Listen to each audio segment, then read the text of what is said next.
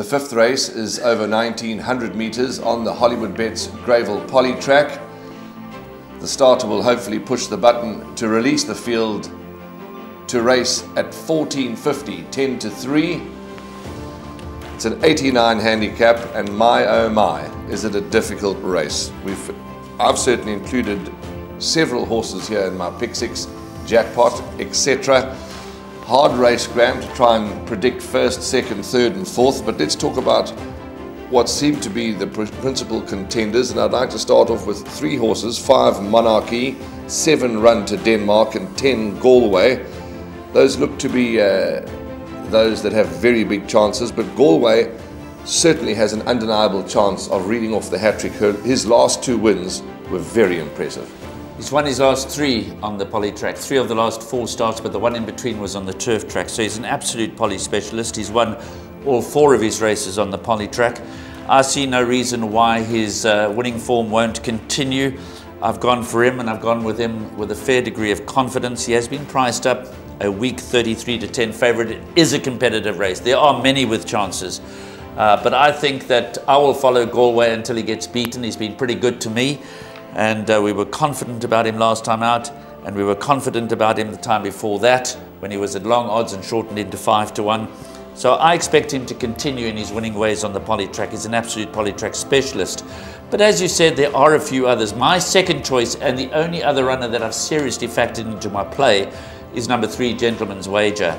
He's waited to turn the tables on Run to Denmark, and I think he'll run another genuine kind of race. So if number 10, Galway, fluffs his lines for whatever reason, then I'm looking to number 3, Gentleman's Wager, to pick up the pieces. But as you quite rightly said, there are more with chances. I mean, the likes of Born to Perform, who drops in class here. Number 5, Monarchy, his form is pretty decent. 7, Run to Denmark, you've mentioned. 8, Techno Captain.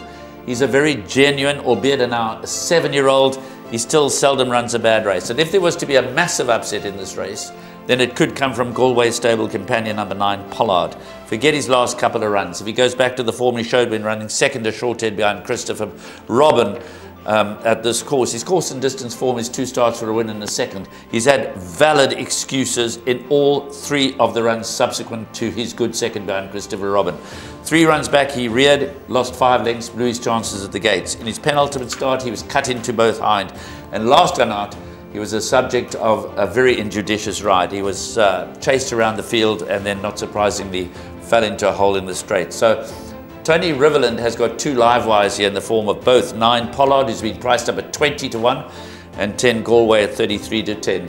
I think Pollard does offer good each way value. But I'm going with 10 Galway in quite a big way to win it from number 3, Gentleman's Wager, then 7, Run to Denmark, and number 5, Monarchy. Healthy respect for Born to Perform, and Techno Captain and Pollard. It is a tricky race. There are 10 runners, but I'm strongly in the camp of the poly specialist and improving son of Duke of Marmalade, Galway. Well, beautifully assessed by Graham, absolutely magnificently assessed. It is competitive, it certainly is. I think we're going to be set for a thrilling race, but I do suggest, and we do suggest, if you're not as strong on Galway as Graham is, then you're going to need to include as many as your budget will allow.